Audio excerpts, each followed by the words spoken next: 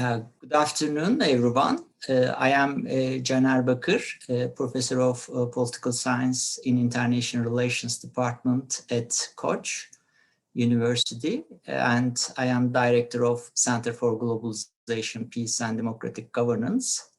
Today, we will have our talk on and one of those seminars that we organize with this time in collaboration with International Relations Department and GI and today our guest is my colleague David Karsten. He is Assistant Professor of International Relations and he has a co-authored paper with David Brown, who is also at Koç. He is a MA student, and the title of the talk is Estimating a Counter-Factual with Uncertainty through Process Projection. And before David, leaving the floor to David, I will have a brief introduction of David. And first of all, I would like to again welcome you all and welcome David again. We had our earlier talk, but good to see you. And then we will have 40-45 minutes of presentation followed by questions and answers. So let me start with a brief bio of David Karsten. As I noted, he is an assistant professor in our department, and his research predominantly involves political methodology, with an interest in comparative politics and international political economy. Before coming to Istanbul, he received his PhD from Department of Political Science at Washington University in St. Louis, under the advisement of Jacob Montgomery. And his current projects involve the implementation of machine learning algorithms for prediction and inference in political science. He has published in American Political Science Review, Political Science Research and Methods, British Journal of Political Science, and Journal of Peace Research. So I am very much pleased to continue open our first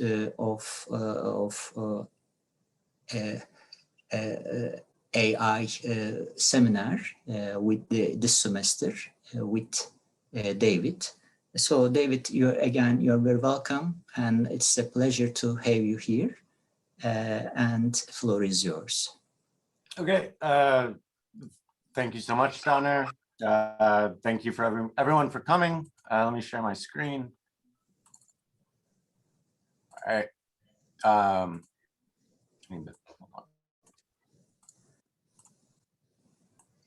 Okay, so as Caner said, the title of my talk is Estimating a Counterfactual with Uncertainty through Gaussian Process Projection.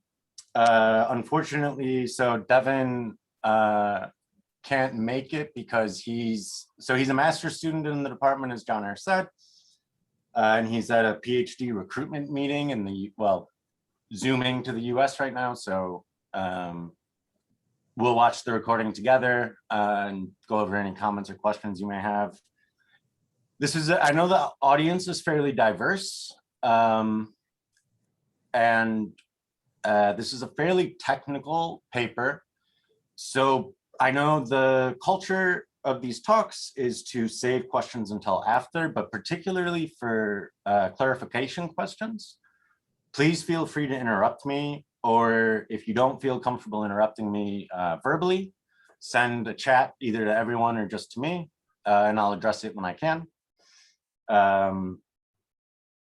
Yeah, so just as an introduction, basically, so if you're familiar with I'll get into a little bit more detail about this, obviously, but this is similar to the synthetic control method, which is the idea is to estimate a counterfactual. So if a unit that we are studying is treated in some way, binary treatment, so either treated or not, we are forecasting or projecting what the outcome that we're interested in would have been absent the treatment, and then comparing it to the actual outcome to see what treatment effect there likely is.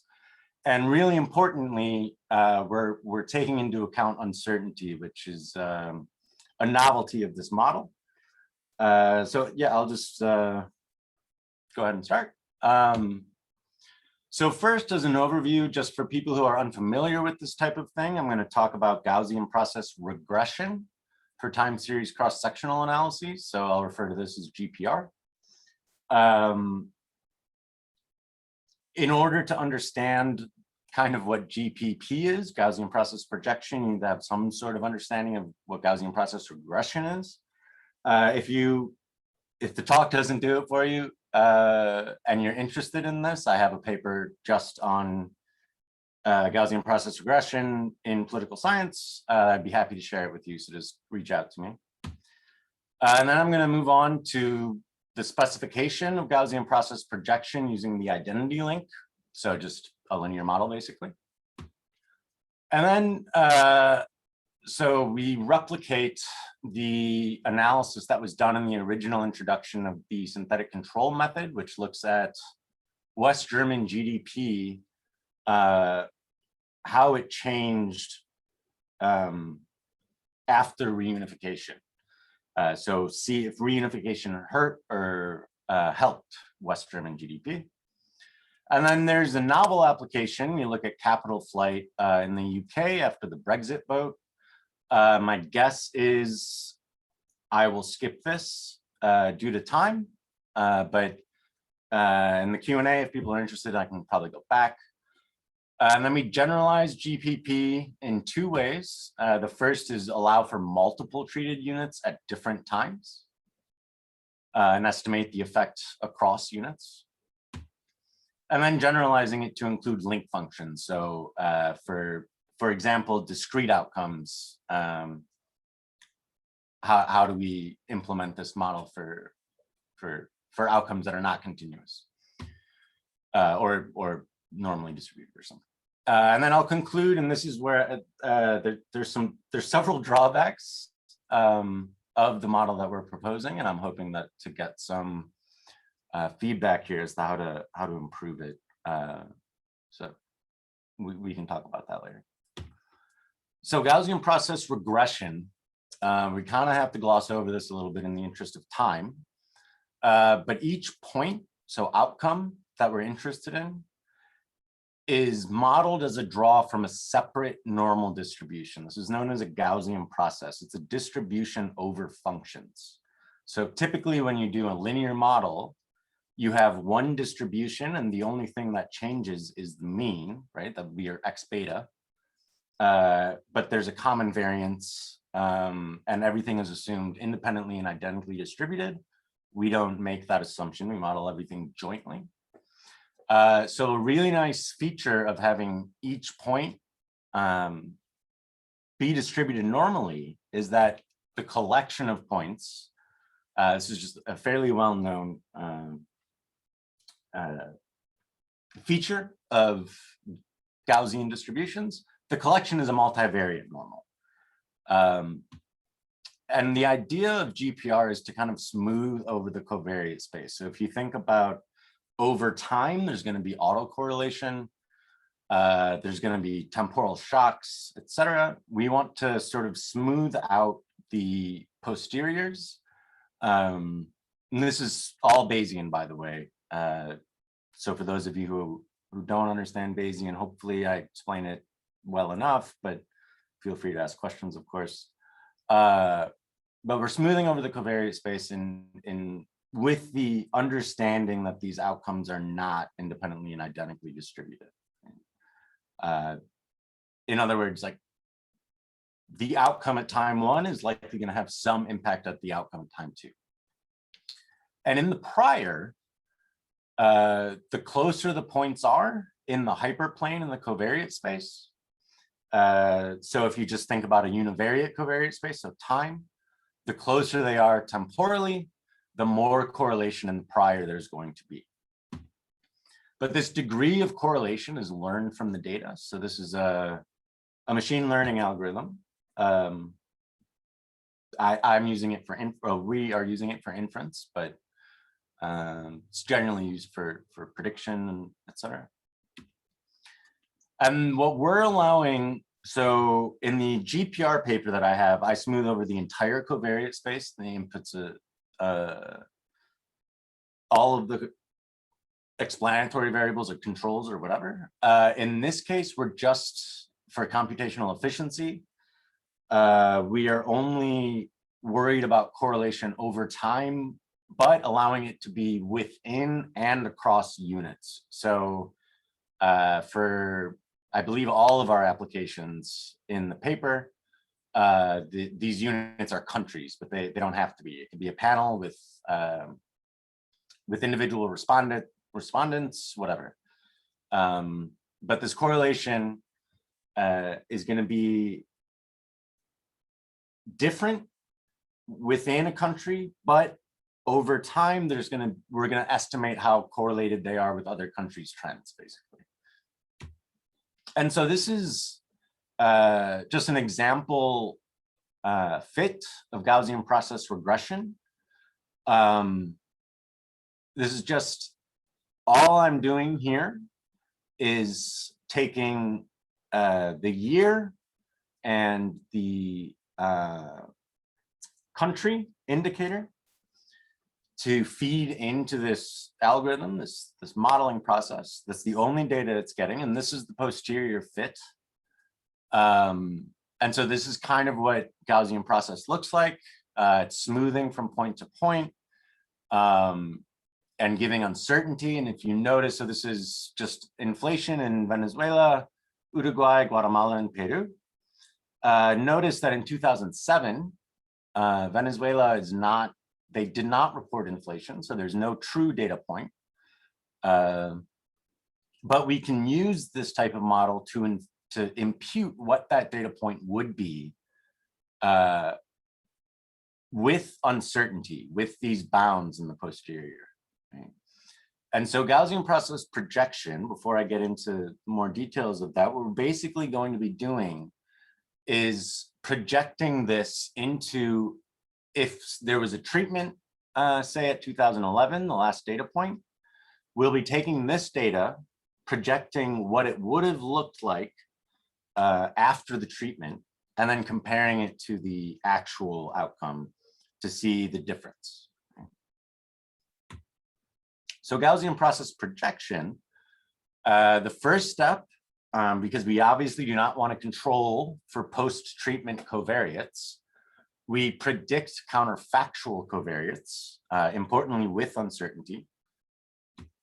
We then use these and the Gaussian process sort of smoothing trends to predict the counterfactual outcome. Then we simply compare the counterfactual estimated outcome, the posterior, that has a distribution, so with uncertainty, to the actual outcome.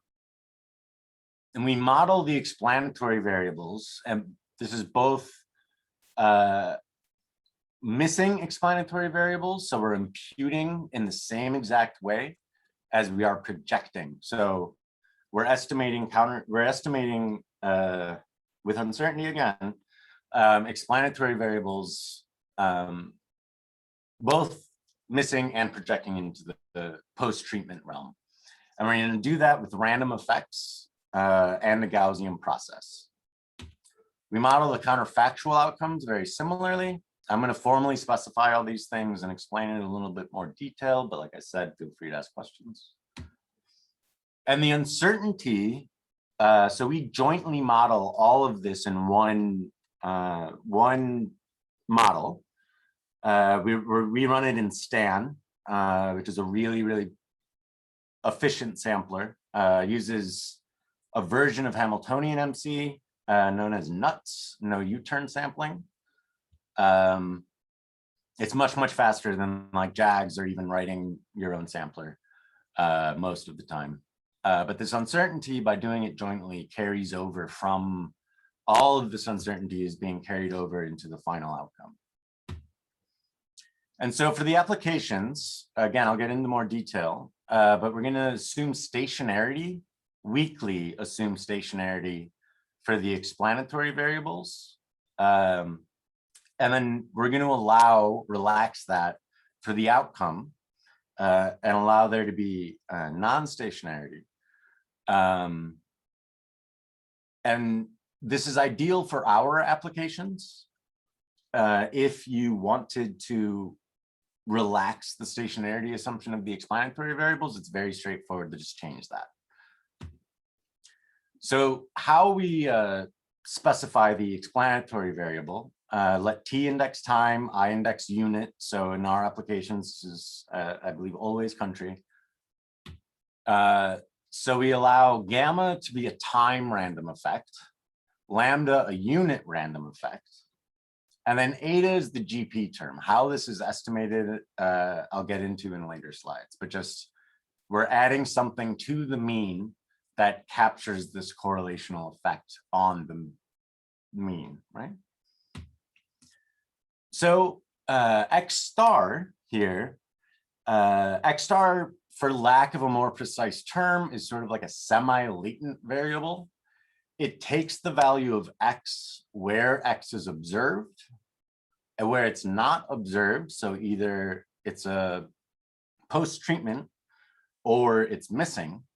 It follows some sort of distribution. And how we model this is we model all of those.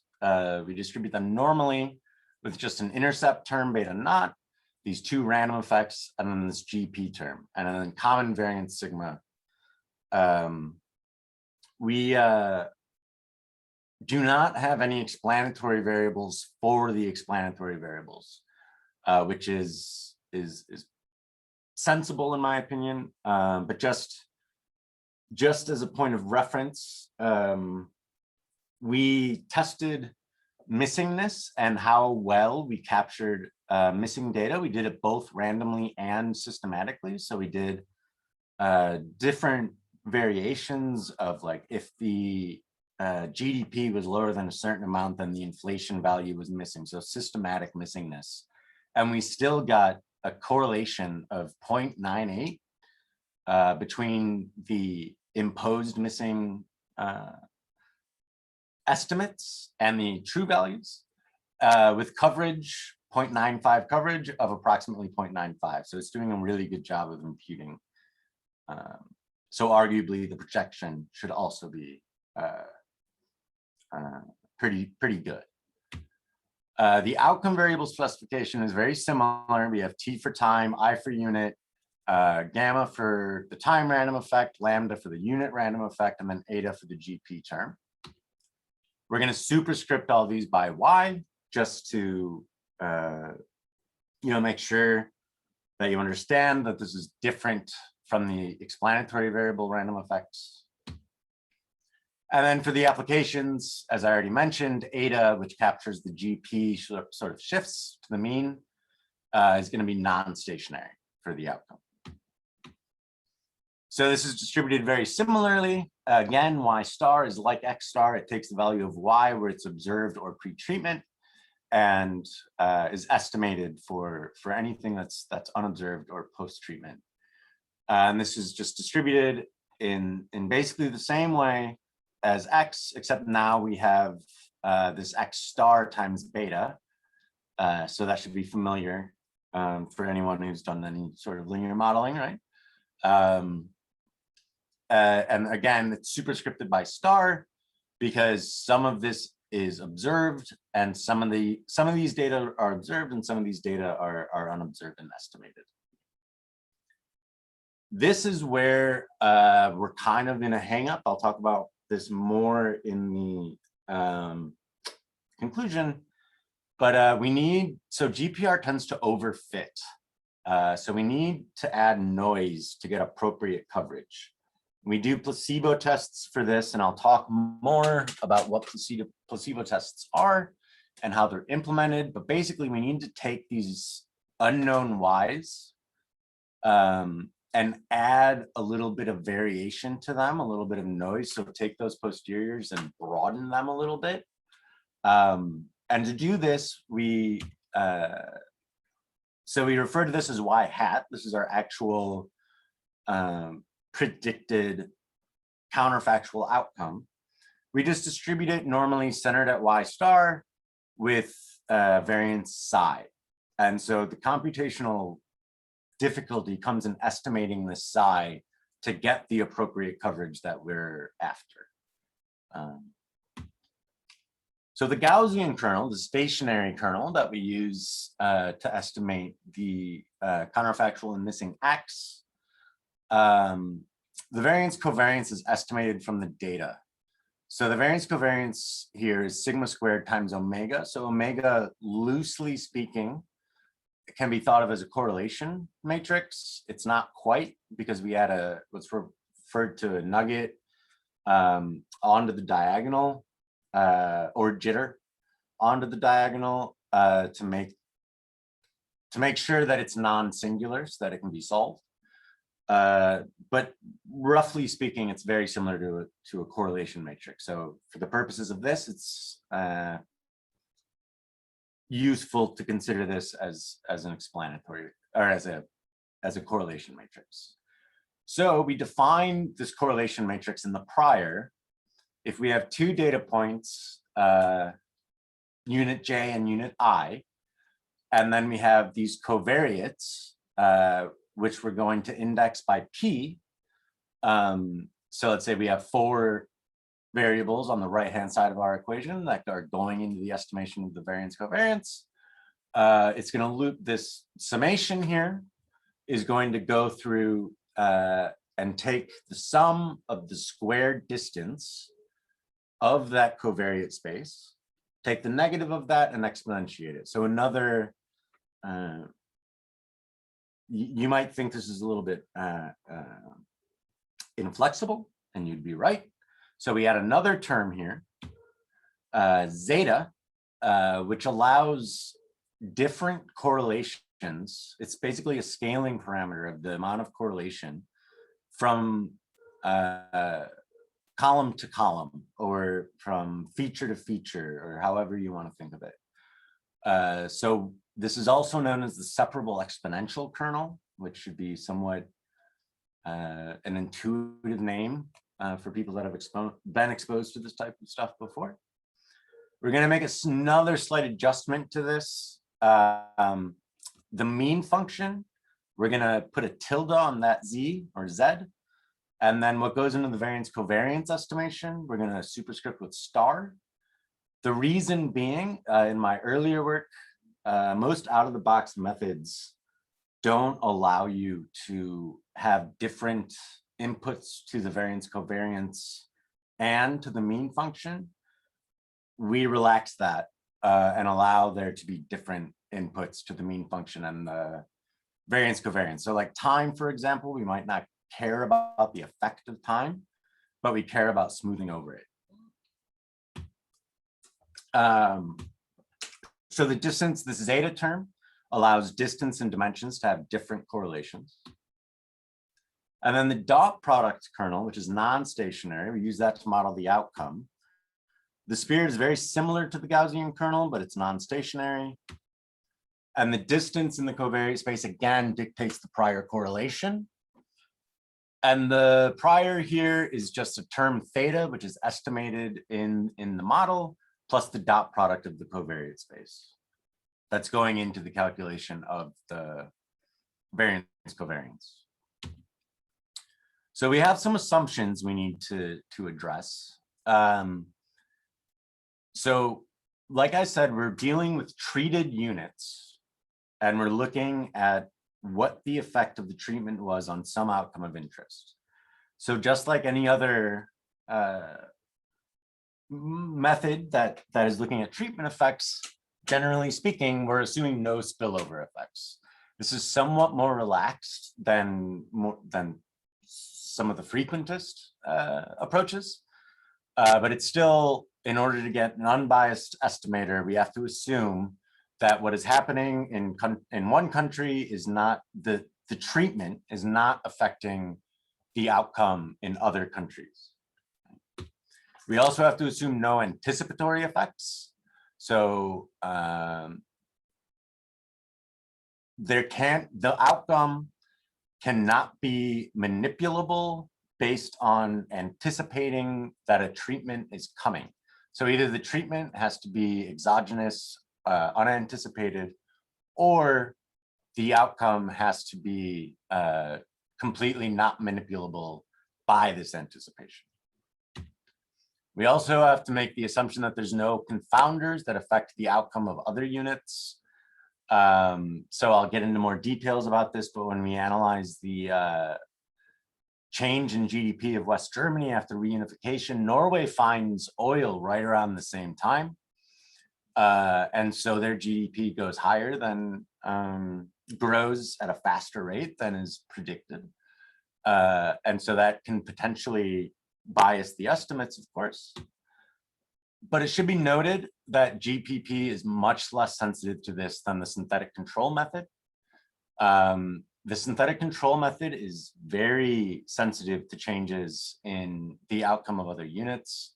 It's a fairly unstable estimator. It's just a weighted linear regression, basically. And GPP is less sensitive, but we still want to make that assumption. But we can test it in certain ways. Because this is, nonlinear, and we're modeling everything jointly. It's a multivariate normal. We're going to be relaxing the assumptions that methods like the synthetic control method have, which is assumptions of conditional independence, linearity, homoscedasticity, stationarity, etc. So the replication, to be honest, I don't love this application, but it's what was done in the synthetic control method paper, and that's we're not trying to take down that paper. It's a great paper that did a lot for political science, I think. But I don't love this application. It's messy and not terribly interesting. But anyways, so the question is, did reunification harm or improve West German GDP? Right? The synthetic control method finds medium-term harm. And this is still somewhat an open question because there's two main arguments that operate in different directions. So the total integration of two differently operating markets is likely very difficult, which could hurt GDP, but the market size is increasing. And so that could help GDP. And with GPP, Gaussian process projection, we're able to test this at however long we have the data for, basically. So we can do short-term, medium-term, long-term. The synthetic control method, which was the original paper that did this, as I already briefly mentioned, this is based on problematic linear modeling assumptions. It's sensitive to changes in the outcomes in donor units, very sensitive to it, actually. And it wastes a lot of data. So there's a threshold for, I can't get into it in too much detail, but it's a weighted least squares, basically. And if the weight is below a certain threshold, then it's just thrown out. We also don't have random effects in synthetic control method that are borrowing information from other units. There's other ways in which it's wasting data. So imagine something, country A and country B are negatively correlated. That gives us a lot of information on the outcome of country A, if that's the treated unit. But the synthetic control method would just drop it because it would be a negative weight. And very, very importantly, I'm obsessed with uncertainty. I have several projects in the works on ways of accounting for uncertainty. And synthetic control method has no way of estimating uncertainty. We're going to control for the same as the original just to make it comparable. They're arguably exogenous to the treatment, but affect the outcome. So therefore, we'll add precision to the estimator. But because they're not causally prior to the treatment, it's not, it's not strictly necessary. It just adds precision. So we're going to control for inflation rate, industry share of value added, investment rate, schooling, and a measure of trade openness. And then the donor units, borrowing from the synthetic control language, these are the units we're using to estimate what the counterfactual is 16 other OECD countries. So these are the findings from running the model on this. Black is GDP, the red is the predicted GDP, and then these dashed red lines are the 0.95 reliable intervals, posterior predictive intervals. And I'll go into more substantively what we see, but basically we see that there probably was an effect. I mean, I would find it very difficult for anyone to convince me that the null hypothesis is true, but I don't really like hypothesis testing in the traditional way with p-values, but if we need to rely on that for reviewers and the such, this would not reject the null hypothesis. Okay? The true outcome is bounded by that 0.95 interval. So the evidence suggests slower growth in the long or midterm, perhaps a demand boom in the short term. So we see that little peak right after reunification, but then growth slows down. But again, as I mentioned, we cannot reject the null at conventional levels. The synthetic control method rejects the null, but hypothesis testing is very ad hoc for the synthetic control method. And again, I don't have too much time to get really detailed about this, but basically it does a bunch of placebo tests. Again, I'll explain what placebo tests are if you're unfamiliar in a little bit. But it's basically treating a unit that's not treated as if it's treated, dropping the data, seeing how well the model sort of predicts the actual outcome. And the variation in that with the placebo tests is compared to the variation in the model in synthetic control. And that's basically used to create a distribution, and then the p-value is assessed as to where the deviation lies on the distribution of deviations of untreated units. So this is very ad hoc. The distribution is estimated with very few data points, and there's not really much mathematical theory to back up this approach. So our method is insensitive to the inclusion and exclusion of outliers. So Norway is an example. I'll show you the placebo tests shortly. So the placebo tests, what we basically do, we drop the treated unit from the analysis. So West Germany gets dropped from the analysis.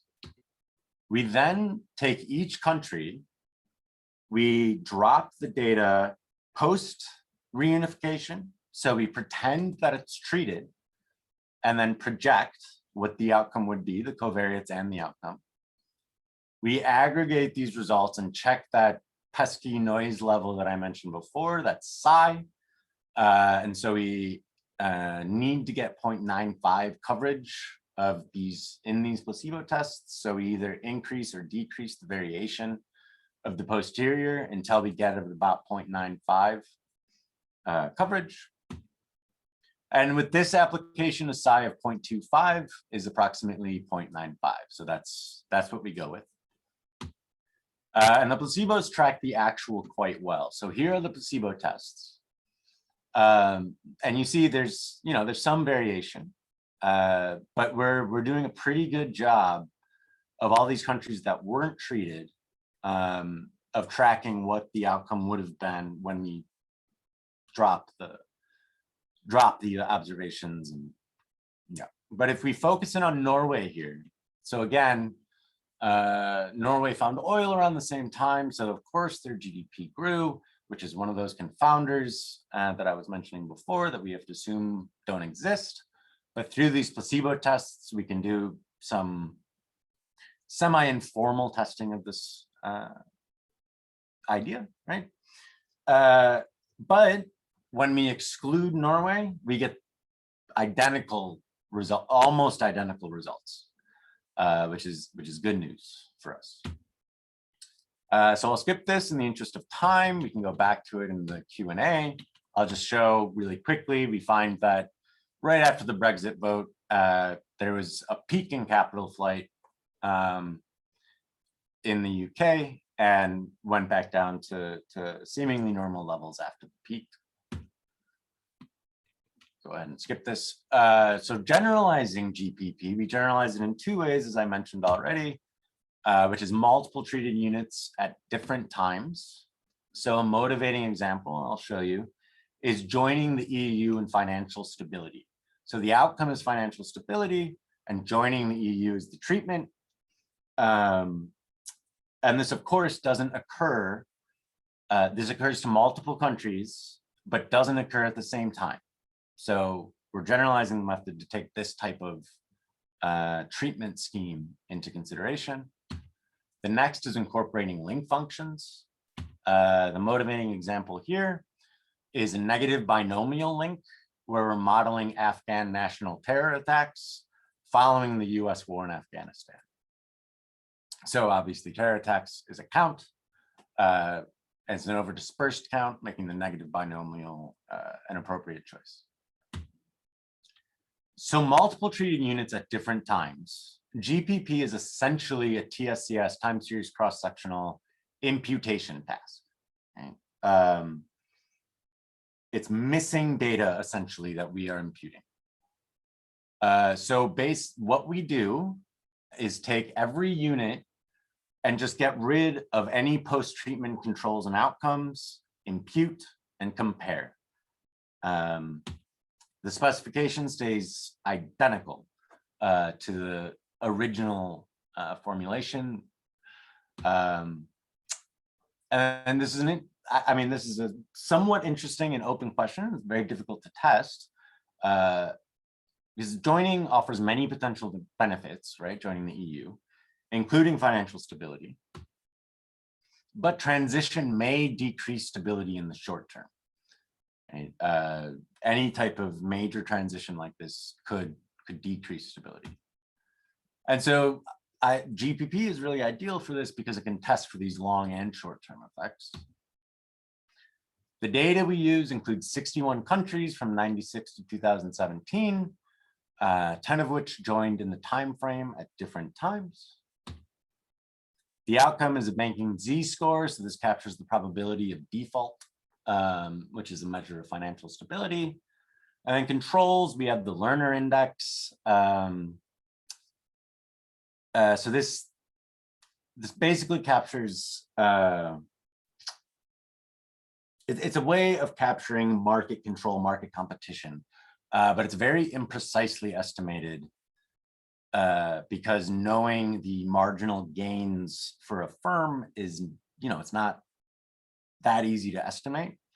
So we might go back and change this with something like the Herfindahl-Hirschman index, HHI. GDP growth is another control, and real interest rate is another control. And so these are the findings. I'm going to go through each country really quickly. So here's Cyprus, Czechia, Hungary, Latvia, Lithuania, Slovakia, Slovenia, Bulgaria, Romania, and Croatia. So all these red lines and everything is where they start, where they joined, and we're projecting what their z-scores would have been. And what we see is not a lot, right? So there's not really evidence of a treatment effect, and probably most importantly, because again, the null hypothesis is probably never true. There's no homogeneous pattern. So we're not really finding anything that is true in the aggregate from joining the EU.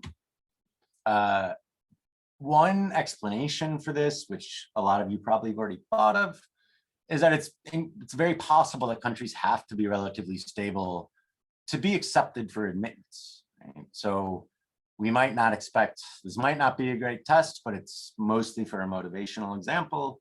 But if you have a better idea in your head, we would love to hear it. The placebo is done country at a time, but that it's unclear if this is the best approach. So again, if you have suggestions on this, that'd be great.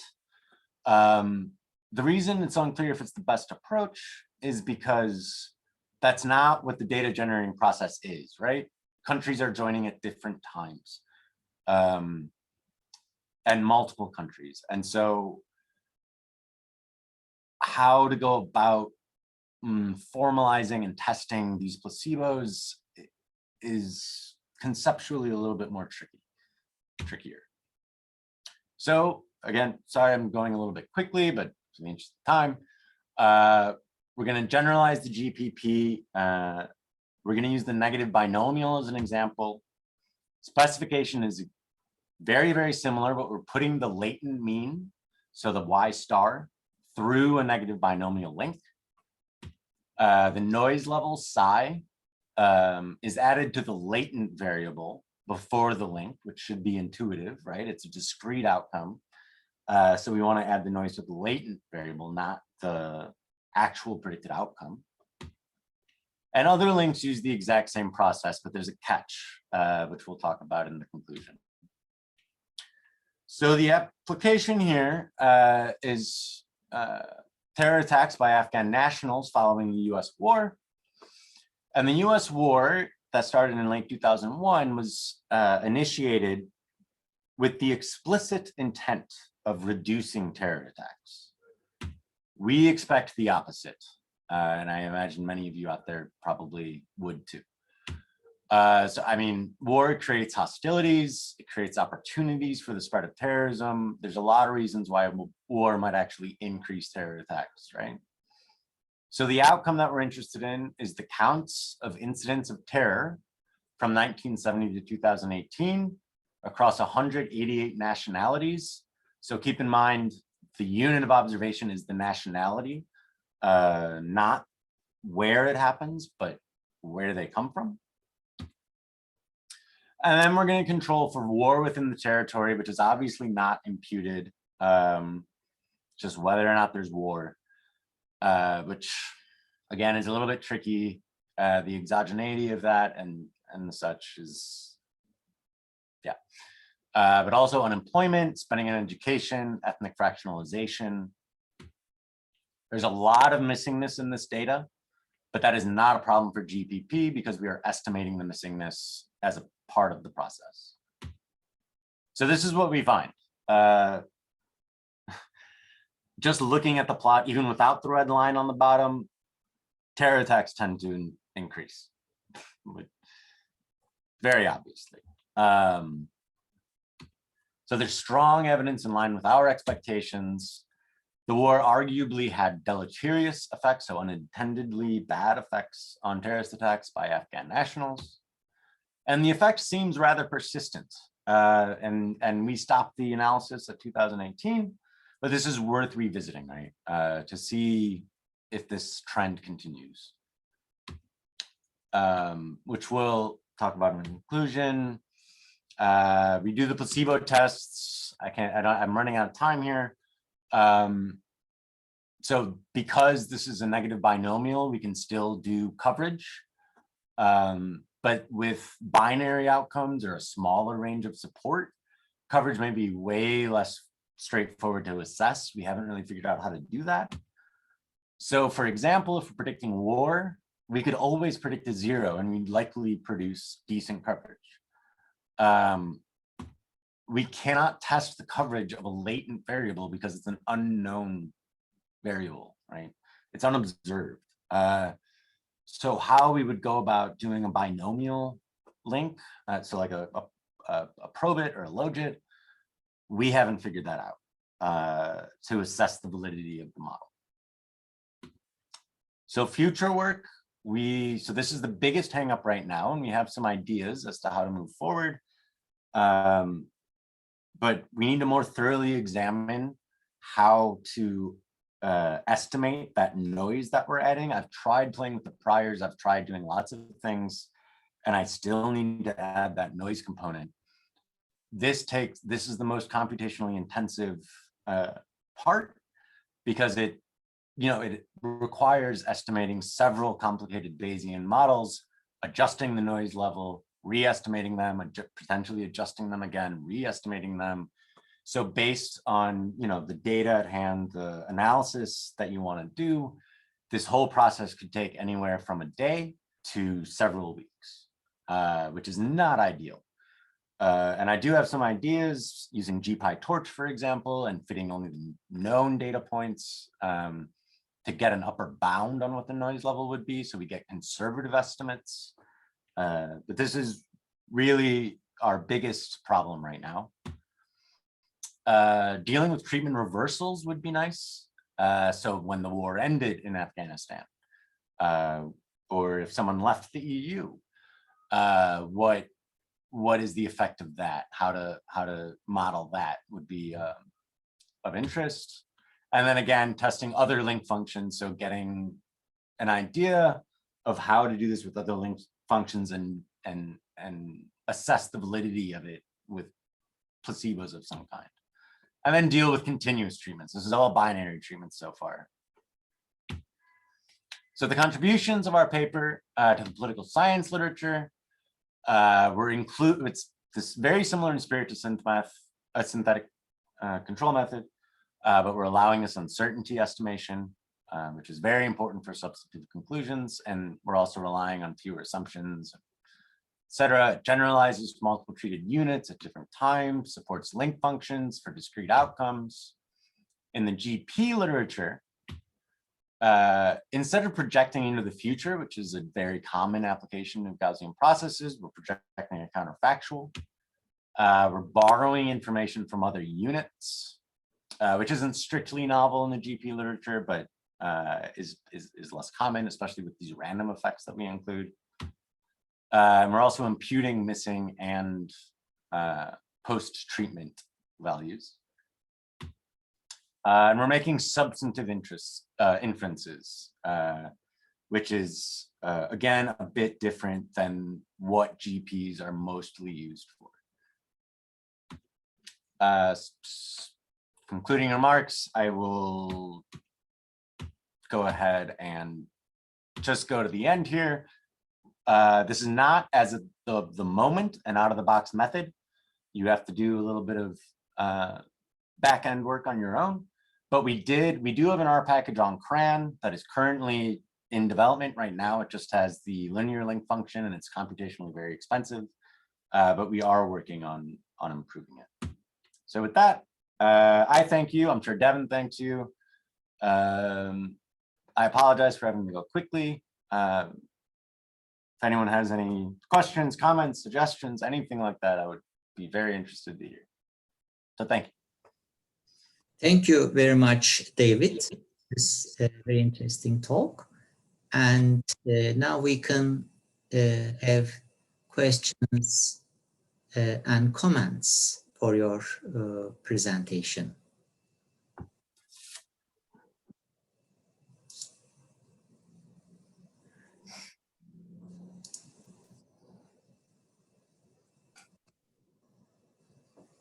So, interested in asking questions, please feel free.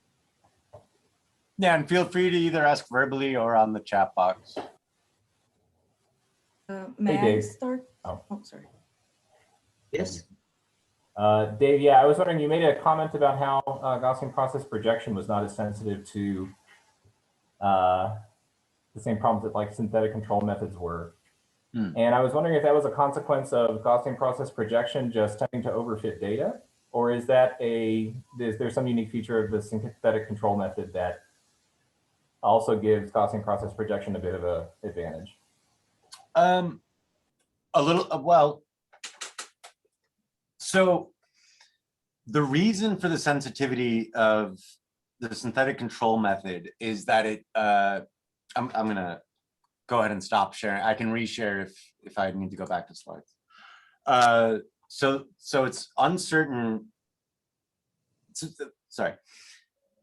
The sensitivity of the synthetic control method comes from the fact that you're basically doing a weighted least squares regression, and then you're taking the weight, multiplying. It's more complicated than this, but multiplying it by the observations post-treatment of the untreated units, and you aggregate those to get the outcome of the treated unit.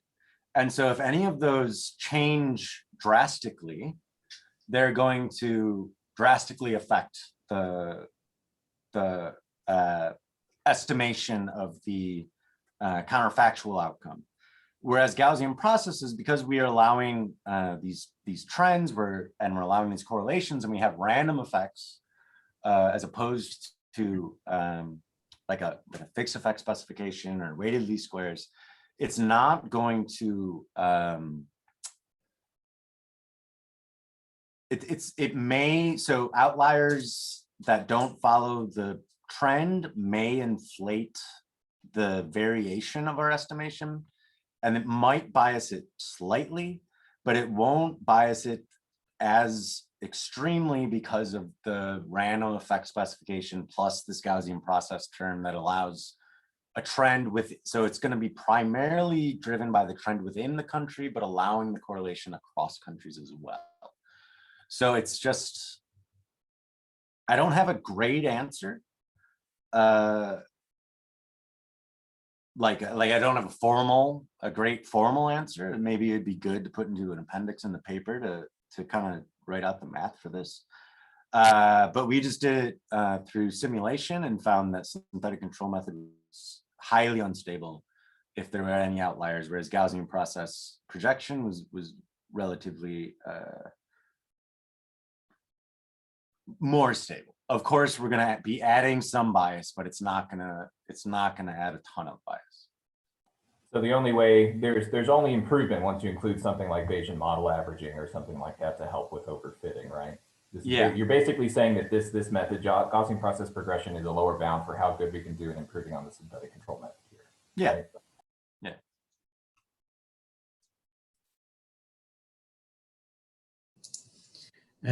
When we have questions, that would be great if you can, just identify yourself and affiliation as well. That would be great. Thank you.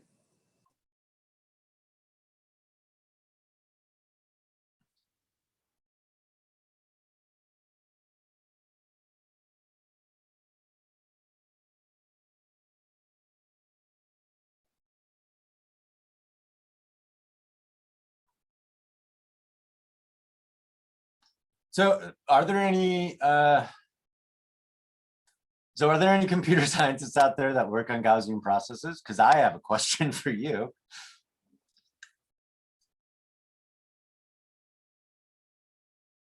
No. All right. Thank you.